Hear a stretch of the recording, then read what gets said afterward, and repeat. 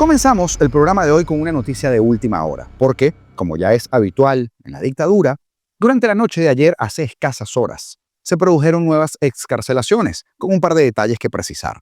Una vez más, Delcy Rodríguez de viaje cuando esto sucede. Qué raro, ¿no? ¿Quién está a cargo del país? Nobody knows. También, resulta que al final, todo lo que indagamos en redes sociales, lo que denunciamos en espacios como este, los análisis, los informes, las pruebas de lo que estábamos viendo, terminaron siendo comprobadas, porque eran verdad. ¿A qué te refieres, Augusto? Bueno, a la nueva publicación, la más reciente de la revista Político, y a la saga de los normalizadores del régimen. Y hablando de recuerdos, ¿quién no se acuerda o quién se acuerda de la Corte Penal Internacional? No responda. Ni aparece ni se le espera. Pero resulta que la CPI traslada a los estados que son miembros de esta corte la decisión sobre el futuro del fiscal Karim Khan. ¡Wow! El diligente Karim Khan. Pues bien, acompáñame a repasar esto y un poco más de las últimas horas y te las cuento hoy, martes 9 de junio de 2026. Augusto Navarro en tu espacio que lleva por nombre a Político y comenzamos. Como les anticipaba, arrancamos con la noticia importante de las últimas horas, porque, como siempre, como es habitual, el régimen lo hizo avanzada la noche de ayer. Y es que según reportó directamente el periodista Seguir Contreras en su cuenta de X, se produjo la liberación de 51 militares que estaban presos y que permanecían en la cárcel de Ramo Verde. ¿Cuáles son los detalles confirmados? Y uno más que le voy a decir más adelante. Se trata de casos menores, de casos de deserción, que hubo mucha deserción, y también de desobediencia y sustracción de armamento, que ni tan menor ese caso, ¿verdad? La medida fue el resultado, según cuenta Seguir, de una mesa técnica integrada por la Defensoría Militar Pública, la Defensoría del Pueblo y los tribunales militares. Cada uno de estos militares fue entrevistado de forma individual y salió con medidas cautelares, por lo cual no son libres en su totalidad. Seguir Contreras lo informaba en tiempo real con este mensaje. Ahora, se produce la liberación de 51 militares en Ramo Verde. Casos menores, deserción, desobediencia y sustracción. Es una mesa técnica entre la Defensoría Pública Militar, Defensoría del Pueblo y tribunales militares. Entrevistaron a uno por uno y salen con cautelares. Esa era la publicación de Seguir. Además, colgó fotos de 3 liberaciones de presas militares del INOF, la sargento Vignaris Oropesa, del caso Explosión Planta Josefa Camejo, ya usted sabe, la mayor Diana Victoria, del caso Brazalete Blanco, y la teniente Karen Gómez, también del caso Brazalete Blanco de 2024. Hemos hablado bastante de ese caso. Podemos hablar esta tarde también. Seguir Contreras además publicaba las fotos de estas 3 oficiales en uniforme militar junto al anuncio, generando, por cierto, alivio o reacciones de alivio y agradecimiento en la red social X. Genera, por supuesto, una esperanza para los familiares de los presos políticos. Ahora, dato importante. Agregaba Jesús Medina Sáenz que las liberaciones de estos 50 militares que estaban o que se estaban produciendo a esa hora en Ramo Verde, de esos uno solo fue preso por motivos políticos, que es el teniente Reinaldo Enrique Finol, del caso Espía Americano de 2020. Como dice Jesús, el resto de los liberados son causas comunes. A pesar de todas estas liberaciones o excarcelaciones, todavía permanecen al menos 86 militares presos políticos en Ramo Verde. Presos políticos por diferentes causas o por diferentes caprichitos del régimen. Pero poco después, Seguir Contreras publicaba este corto video que les presento a continuación a las 2 de la mañana, hace nada, de hoy día, en el campamento de los familiares de los presos políticos que se hicieron o que hicieron en las afueras de la Embajada de los Estados Unidos en Caracas. Noticia que también posiblemente desarrollaremos en el directo de República esta noche, seguramente, así que no se pierda el directo de esta noche. Este es el video. Son las 2 de la mañana de este martes 9 de junio. Los familiares estamos durmiendo y descansando. ¿No se pararon las bellas durmiendo? No, déjala quieta. Se quedaron bastante, que mañana se van a meter.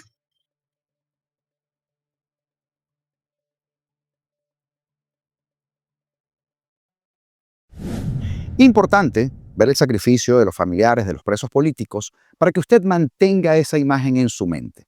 Porque el siguiente tema de lo que vamos a hablar ahora lo amerita, para que no olvidemos a estos personajes que usted va a ver y escuchar a continuación. Ahora, ya me gustaría a mí decirles que vamos a narrar la novelita del momento, pero esto es bastante serio. En el directo de ayer de Apolítico Live hicimos una primera aproximación de lo más reciente de la revista Político. Sí, fue un poco torpe, un poco confuso, porque estuve leyendo el artículo en tiempo real, no lo había leído mucho antes, y no lo pude preparar como se debía mientras lo exponía. Pero hoy vamos a precisar exactamente con qué se come todo este asunto para que lo entendamos de maravilla. Porque volvieron a tirar de la manta y los protagonistas son los mismos con un par de nombrecillos más, ¿verdad? A ver, con información de Emmanuel Rondón de Voz, del medio Voz, esta es la historia. Escuche con atención para que no se pierda. Justo cuando Donald Trump nombró a Marco Rubio como secretario de Estado y a su vez a Mauricio Claver Carón como enviado especial para América Latina, saltaron las alarmas. Un magnate del asfalto que jugaba golf con Donald Trump entendió que él tenía, no Trump, el magnate, un grave problema. Ya usted sabe quién es. Harry Sergent III. Un viejo donante de Trump que llevaba décadas haciendo negocios en Venezuela y que su mayor temor era el regreso de la estrategia de máxima presión contra el bailarín de Brooklyn, ya usted sabe, Nicolás Maduro, y que eso además le costara uno de sus activos más rentables, el petrolito venezolano, ¿verdad? La solución que ideó este genio, el enviado especial Richard Grenell. Según las investigaciones de Político, a su vez basadas en cientos de mensajes privados, 5 meses de transacciones bancarias registradas, calendarios personales, agendas y entrevistas con participantes, Político llega a esta conclusión. Sergent encabezó durante 2025 el esfuerzo para imponer a Richard Grenell sobre Marco Rubio en el Departamento de Estado, para así frenar la política de sanciones contra Caracas y, por supuesto, empujar a la administración de Trump a normalizar las relaciones con el régimen chavista. Y sobre esa guerra intestina hablamos aquí largo y tendido. Usted debe recordar. Si es nuevo, bienvenido, por cierto. El plan reunió a un excongresista caído en desgracia, a un grupo de tenedores de bonos, a una firma de cabildeo con sede en París y a influencers de la órbita MAGA, entre ellos la nefasta Laura Loomer. Ya va encajando el rompecabezas, ¿verdad? Sin embargo, la pieza clave de ese rompecabezas era precisamente Richard Grenell, ex embajador y exdirector interino de Inteligencia Nacional, un tipo pragmático, escéptico del intervencionismo y abiertamente crítico de los halcones, los famosos halcones. Recordemos que, gracias a Dios, Richard Grenell, había quedado fuera del cargo que él aspiraba, que era la Secretaría de Estado, cuando Donald Trump se decantó finalmente, tras semanas de meditación, por Marco Rubio, quien además fue confirmado en el Congreso por decisión unánime, lo cual no es poca cosa. Como premio de consuelo, el presidente Trump nombró a Richard Grenell como enviado especial para las misiones especiales. Este es el contexto, usted lo recordará. Y mencionó que Venezuela estaría entre los países de su cartera de oficios. Esto, por supuesto, sin delimitar específicamente en dónde terminaba su rol y dónde empezaba el rol del Departamento de Estado. Y esta ambigüedad, bueno, por ahí fue la brecha. Esta decisión de Trump, por supuesto que garantizó un choque con el equipo de Marco Rubio. Constantemente hicimos referencias a los evidentes roces, hechos, no palabras, que se veían entre Grenell y Marco Rubio, alguien muy ansioso, Grenell, por socavarle el puesto a Rubio, y con el tiempo sucederlo o reemplazarlo. Y es que hasta el pavoso de Diosdado Cabello, que no pega una, nunca, se atrevió a decir que Marco Rubio iba a ser el primer despedido de Trump, ¿se acuerdan? En otro de sus desaciertos, del narquito este. Bueno, volvemos a Harry Sergent y sus aliados, porque estos lo vieron muy rápido. Ese rival interno de Rubio tenía que ser su caballo de Troya para articular la estrategia de Sergent y de sus aliados, y contrataron al ex congresista republicano de Illinois, Aaron Schock, que había renunciado a su escaño en 2015 entre acusaciones de mal uso de fondos públicos y que se había acercado a Grenell en los círculos republicanos abiertamente homosexuales de California, porque Grenell también lo ha expresado de esa manera. El abogado de Sergent, Christopher Kais, reconoció que su cliente, o sea, Sergent, contrató a Aaron Schock por un pago único de $100,000 para consultorías estratégicas, pero negó que se tratara de cabildeo, porque tenía que haberse registrado, ya usted sabe, como agente extranjero. Schock según uno de los colaboradores, contaba que su misión principal era ayudar a Grenell a opacar a Marco Rubio. Asimismo, como usted lo está escuchando en este momento, ese era el trabajo que tenía. El primer golpe de los lobistas llegó muy pronto, porque a finales de enero de 2025, Grenell viaja a Caracas y consigue esa liberación de 6 estadounidenses detenidos por el régimen, en esa operación que coincidió además con el primer viaje de Marco Rubio a América Latina, y esto le restó protagonismo. La revista Político documenta que Aaron Schock y Harry Sergent viajaron a Venezuela casi al mismo tiempo y que se reunieron con la pirata del Caribe, con Delcy Rodríguez. ¿Para qué?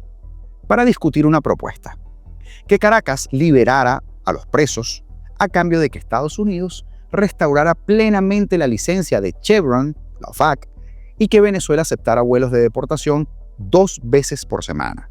Un asunto muy importante para Trump y para parte de su gabinete, incluido el asesor de seguridad nacional Stephen Miller. Pausa en el cuento. ¿Se acuerda usted de todo el ruido que generó la extensión de las licencias OFAC, que si se vence en 3 meses, que no, que en 6, que a partir del 1 de cada mes, etcétera, etcétera, etcétera? Bueno, ese es parte del contexto. Entonces, Sergent habría usado sus contactos para poder concertar el encuentro entre Richard Grenell y Maduro. Sergent era amigo de Maduro, tenía hasta un sobrenombre, en el que, por supuesto, se selló ese acuerdo según los reportes de Reuters y de The Wall Street Journal, que, por cierto, el abogado Kais niega. Pero al día siguiente del regreso de Grenell con los liberados, la administración de Trump renovó la licencia de Chevron, o casualidad, y Trump felicitó públicamente a Richard Grenell. En muchos espacios, como este, señalamos que la renovación había funcionado como una suerte de rescate encubierto, un intercambio de favores. Pero Richard Grenell salió al paso y rechazó que hubiera mediado un canje de presos políticos o un pago. Él dijo: yo no ofrecí nada a cambio. ¿Se acuerda? Bueno. A pesar del golpe, el triunfo fue estéril, porque un grupo de congresistas cubano-estadounidenses de Florida, ya usted sabe quiénes son, los Crazy Cubans, como les llamamos acá, y en mi caso de cariño, por supuesto, cercanos a Marco Rubio, comenzaron a presionar con mucho éxito para que la administración de Donald Trump cancelara las licencias petroleras a cambio de apoyarlos o apoyar a Trump en un paquete legislativo que era clave para Donald Trump en el país. Supongo que usted también podrá recordar ese punto. Rubio fue entonces consolidándose como una de las figuras que era más influyente del gabinete en ese momento y sumó luego el cargo de asesor interino de seguridad nacional y además ganó el control directo de la política hacia Venezuela. Grenell, por la otra parte, fue quedándose relegado a cargos o a trabajos que eran menores. Pasó a la coordinación de los incendios en Los Ángeles y un poquito más tarde a la dirección interina del Centro Kennedy, que intentó Richard Grenell rebautizar sin éxito como el Centro Trump Kennedy. Ya se imaginarán por qué la sobadita de espalda de Grenell. El botín de Venezuela era muy grande.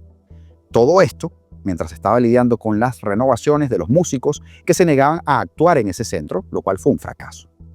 Finalmente, Harry Sergent, volvemos al petrolero, perdió su licencia para operar en Venezuela en marzo de 2025. Y fue entonces cuando la operación cambió de escala para intentar reordenar el orden de prioridades de la Casa Blanca. Un aliado de Harry Sergent, Hans Humes, directivo de Greylock Capital Management y cabeza del Comité de Tenedores de Bonos de Venezuela, o casualidad, los financistas con la deuda venezolana que se oponían a las sanciones, advirtió al congresista o excongresista Aaron Schock que Richard Grenell ya no iba para el baile. Había perdido tracción. De esa manera, Humes y Aaron Schock unieron fuerzas para ahora pelear en contra de Mauricio Claver Carón, a quienes señalaban como el motor de la presión.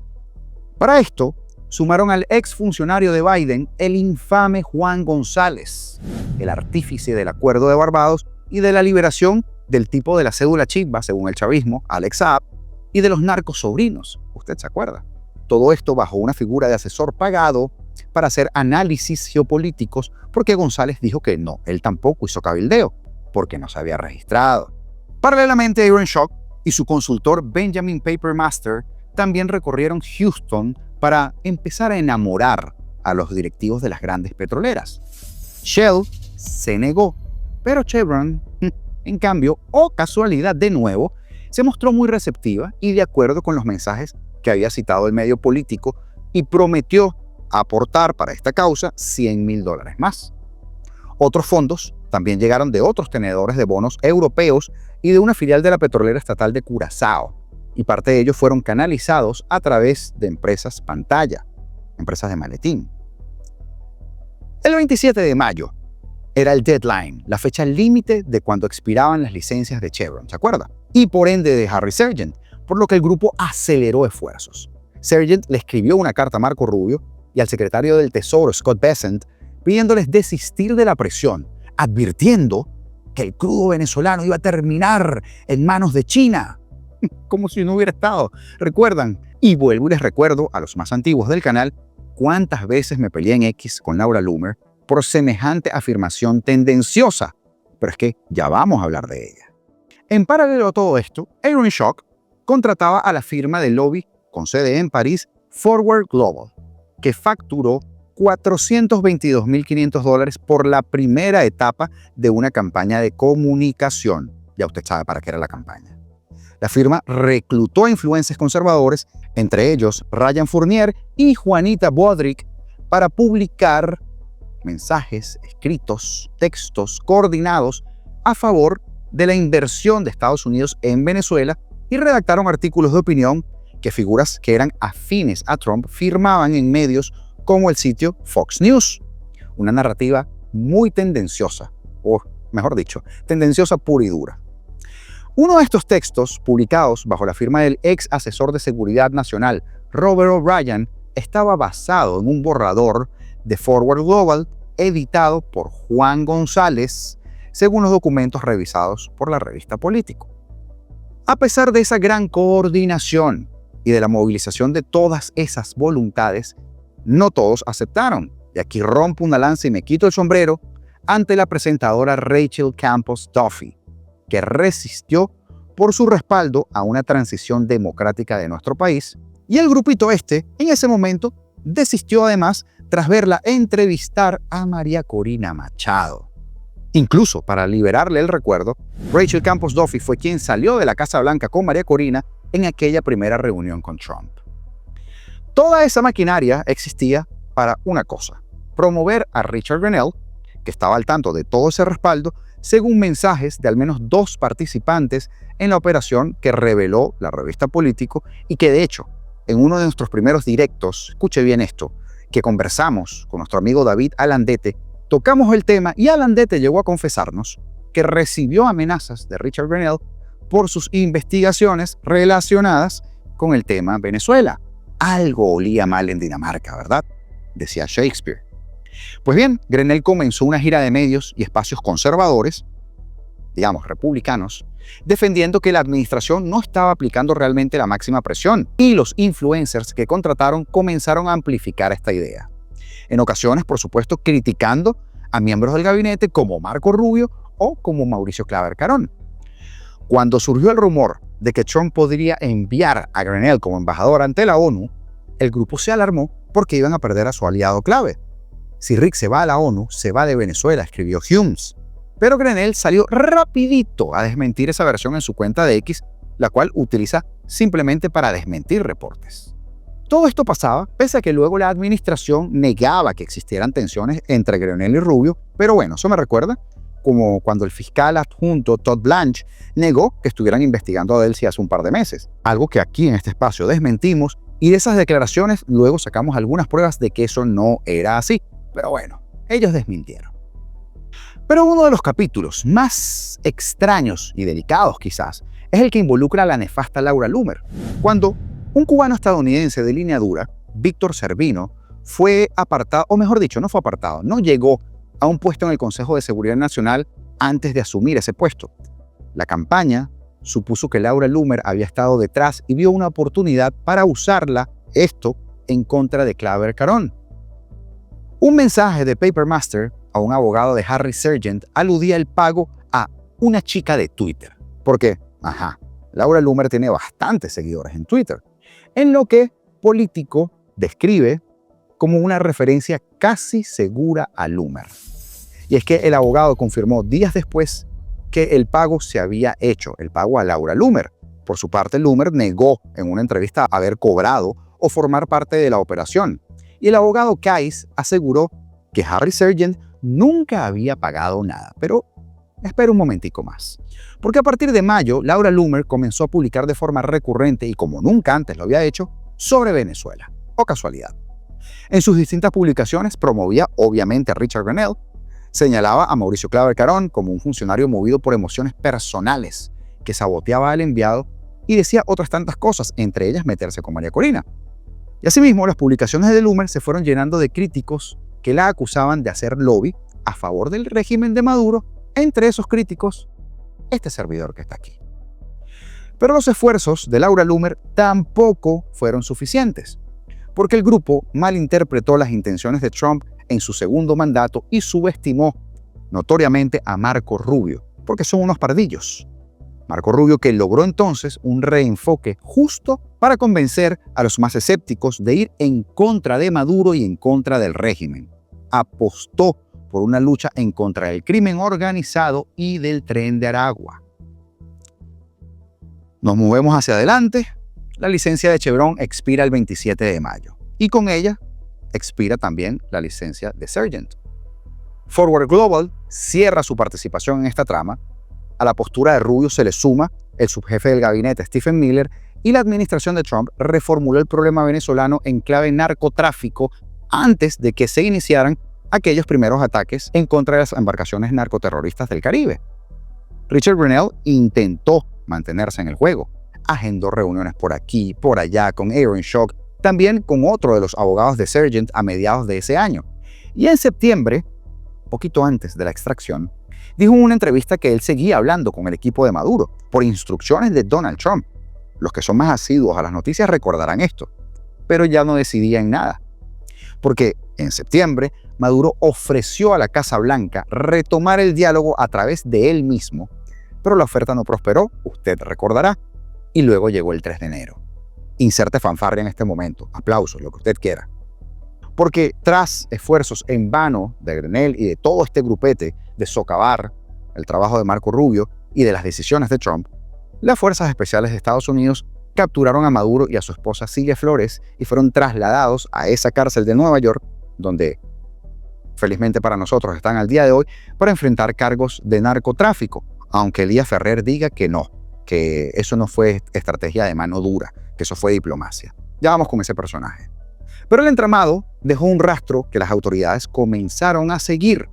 Y es que un funcionario del Departamento de Justicia también le dijo a Político que el FBI investiga los esfuerzos de Harry Sergent y que dentro de la administración hay interés que haya rendición de cuentas por este grupito. El abogado Kais, no obstante, negó que existiera tal investigación y sostuvo que Harry Sergent siempre actuó de forma legal y transparente. Sergent, según su abogado, no ha recuperado la licencia hasta el momento, la que tanto trabajó. Papermaster, esta otra persona que dejó de trabajar para Aaron Schock en otoño de 2025, alegó que nunca le pagaron por completo y terminó desencantado de este proyecto que ayudaron a montar o que él ayudó a montar. Y es que dijo, mirando hacia atrás, la narrativa que me vendieron era engañosa y me decepciona no haberlo detectado antes. Y además dijo, me dijeron que esto era un asunto de Estados Unidos primero, la gran excusa, como siempre lo expusimos nosotros, y por el pueblo de Venezuela. Y en realidad era para llenarse los bolsillos o llenarle los bolsillos a Aaron Schock y a Harry Sergent. La clásica manipulación a expensas de los venezolanos. Y claro, esta historia no termina allí, porque sigue pasando. Pero hoy los personajes son otros. Ayer hablamos del papelito de Elías Ferrer, que sigue en las mismas, pero desde adentro de Venezuela, a quien se le señala de cobrar al menos $7,000 para poder conectar a empresarios e inversionistas con el delcinismo, específicamente con la hija de Saibaba, con Delcy, y con Calixto Ortega. Pero de eso hablamos en el episodio de ayer y usted seguramente lo vio. ¿Qué tal? Bueno, la justicia internacional, por cierto, acaba de sufrir un terremoto institucional que descabeza al organismo encargado, nada más y nada menos, que de juzgar a los peores crímenes del planeta. Porque ayer, lunes 8 de junio, la mesa de la Asamblea de los Estados parte de la Corte Penal Internacional, la famosa CPI, o infame, no sabemos, depende de cómo usted lo vea, suspendió de manera inmediata a su fiscal jefe británico Karim Khan. Acuérdense que él se había apartado de él. La decisión, tomada en una reunión de urgencia en La Haya, deja el destino definitivo de este funcionario en manos ahora de los 125 países que son miembros del tribunal, quienes deberán decidir en una sesión extraordinaria si lo destituyen permanentemente tras acumularse pruebas de esta presunta conducta sexual inapropiada con una subordinada.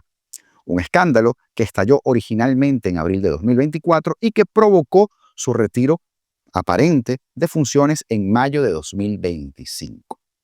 Aunque Karim Khan insiste que todo esto es una campaña de desprestigio internacional y que ha sido orquestada tras haber solicitado órdenes de arresto contra altos funcionarios israelíes, el informe confidencial de la Oficina de Servicios de Supervisión Interna de la ONU y la presión de los Estados miembros aceleraron esta caída. Sin embargo, para nosotros los venezolanos, la destitución de Khan no solo tiene que ver además con ese escenario de escándalos de alcoba en Europa, sino con el fin de una de las etapas más opacas, lentas y cuestionadas en la historia del caso Venezuela 1 por crímenes contra la humanidad. Porque detrás de esa parsimonia y de los constantes plazos que la Fiscalía de la CPI le otorgaba al régimen de Caracas y las visitas de Karim Khan a Maduro, existía un grosero y documentado conflicto de intereses con un familiar de Karim Khan que intentó maquillar durante años todo el régimen, o a todo el régimen. Su propia cuñada, como usted recordará, la abogada Venkateswaria Rajendra, quien formaba parte del equipo legal que defendía al régimen ante la CPI, mientras las ONG de derechos humanos y miles de víctimas torturadas le suplicaban a Karim Khan que acelerara las órdenes de captura contra la cúpula chavista. Su cuñada cobraba honorarios de la chequera de Miraflores para meter amparos, recusaciones, en fin, para dilatar el proceso en el mismo tribunal que su cuñado dirigía. ¡Qué casualidad! Este escandaloso cruce de intereses explica, por supuesto, por qué la Fiscalía de la CPI se convirtió durante tanto tiempo en una diplomacia de paliativos y de visiticas de cortesía a Caracas, dándole de esta manera oxígeno a una tiranía que seguía violando derechos humanos sistemáticamente y que no ha parado al día de hoy. No se extrañe si después de la sentencia de Maduro salen ellos también. Mira, sí, el tipo era culpable. Ah, bueno. Y es que con la captura de Maduro en enero de este año a manos de las fuerzas élites de los Estados Unidos, el tablero geopolítico mundial, de verdad, cambió por completo. Y esta parálisis burocrática de Karim Khan ya resultaba intolerable para la nueva doctrina de seguridad hemisférica que lidera Donald Trump y el secretario de Estado Marco Rubio. Y es que la suspensión inmediata de Karim Khan limpia de alguna manera, bueno, entre comillas, el panorama judicial global, sepulta el manto de protección familiar que beneficiaba a los terroristas de Miraflores y recuerda al mundo que posiblemente en este 2026 a los cómplices de la impunidad también se les vence el contrato. Ejecútese. Como siempre, agradecer a todos nuestros miembros por ser parte de esta comunidad, a quienes nos han hecho sus contribuciones vía super chats o super thanks, gracias totales, y a todos los que miran nuestros videos, a ti que estás viendo el video en este momento, porque nada tendría sentido sin ustedes. Como siempre les pedimos, dejen su like, suscríbanse si no lo han hecho, porque de esa manera nos ayudan mucho y nos apoyan a seguir creciendo y a que nosotros sigamos haciendo este trabajo día tras día y así nuestra voz llegue a más rincones. Ahora, basado en lo que tú miras, ya tú sabes el guión del final, lo que comentas, con lo que interactúas y con lo que disfrutas en YouTube, la plataforma entiende lo que a ti te gusta. Y si tú haces clic aquí, en ese video hay información que te va a interesar y mucho. Así que te invito a que lo veas. Y también te invito a que nos veas esta noche en el directo de nuestro otro proyecto, La República. 7 de la noche, ya sabes. Pasamos lista y como siempre les digo, libertad o nada, porque seremos libres.